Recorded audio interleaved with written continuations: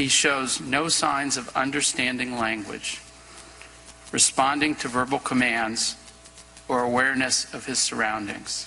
This study showed extensive loss of brain tissue in all regions of the brain.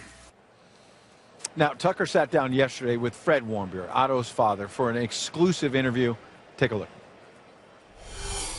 So, Fred, thanks for having us in your house. Tell us about being reunited with Otto last night. Okay, last night, being able to see Otto for the first time in, gosh, I bet it's 18 months. It was fantastic. You know, Otto's not in great shape right now, and he's been through a real tough time, and it's great to have him with us, and I'm very proud of him. Do you know what happened to him in North Korea? I don't, and so watching his confession and seeing the things that we've seen in North Korea, which none of which was true, and Yes. then hearing what I think was they said with Otto. Apparently, the day after he was sentenced, he went into a coma for whatever, you know, for some reason.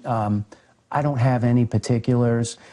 I would take that. I wouldn't trust that. Listen, Tucker, Otto had been terrorized and brutalized for 18 months by a pariah regime in North Korea. Yes. We're thrilled to have him home. I bet you He's are. with his family. His mom is with him right now, and I'll be with him later on today. Has the U.S. government helped you along the way during this process? I hesitate. They have, and I have to really thank Joe Yoon.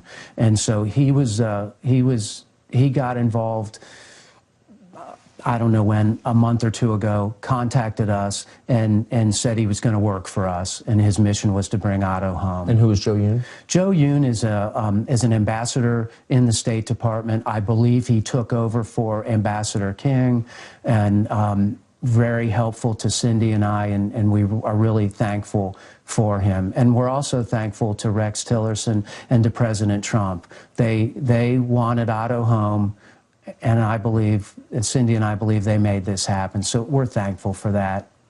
So you said that once this process is over the next couple of days, you hope to get back to being a family and living a conventional life. What do you think the lessons of this are, your son's captivity in North Korea? Why did this happen? Being in the wrong place. The lessons of Otto's captivity in North Korea, that's going to be for others to decide. The Warmbiers have been living with this situation for 18 months. There's no meaning here. This is a rogue pariah regime. They're terrorists. They're brutal. There's no sense to anything here. They've crossed the line with my son Otto, and so it would be very difficult to look for a lesson here amongst this insanity. So I'm not looking for a lesson. I want to support Otto. Yes. I want to support my other children, my community.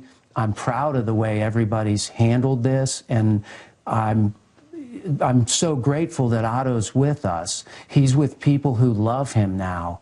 That means a lot to us. Of course. How's your family holding up after all this time? We're doing okay. I worry about Cindy a little bit. I think she worries about me. We're taking it a moment at a time, a day at a time, and we're going to support each other like we agreed to do all this, and we're adjusting right now. We're adjusting to a different reality, and it was one that I didn't know about. We found out about this Tuesday night a week ago of Otto's condition via a phone call from Joe Yoon. And then Cindy and I, we felt shock that we have not felt in a long time. And we're still going through that, but Otto's with us, and that's really the important thing here. He's an amazing kid. Yes. And we're fortunate that we live in an amazing community, people that support us and love and care for us. So you found out on Tuesday just out of the blue? There were some meetings between, we'll call it the State Department and North Korea, some diplomatic meetings in other countries. Yes. And quite honestly, they wanted to know about Otto. And there was nothing forthcoming, and I'm sure it was not going to move forward unless they talked about Otto.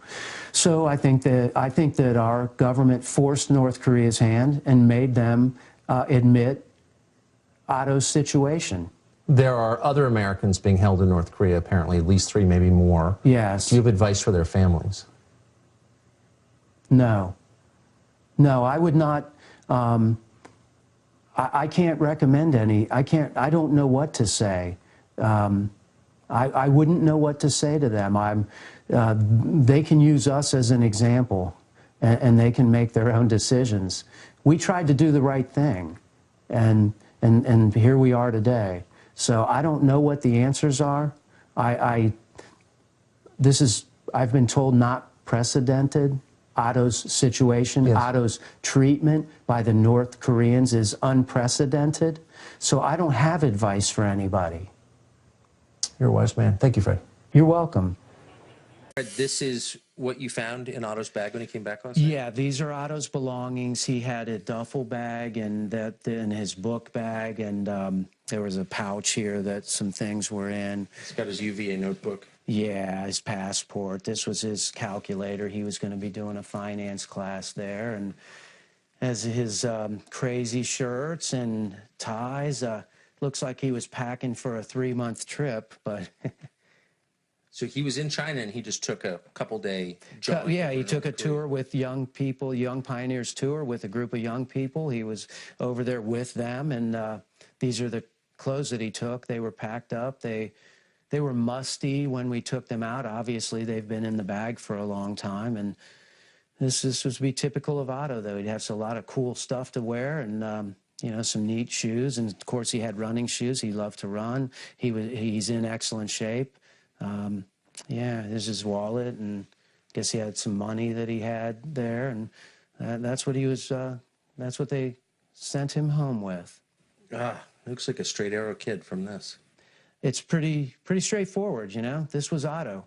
Most of this stuff would have been bought at a thrift store. He loved that. And he's got a taste for zany shirts, I know. He does, and he looked good in them. So. You going over to see him?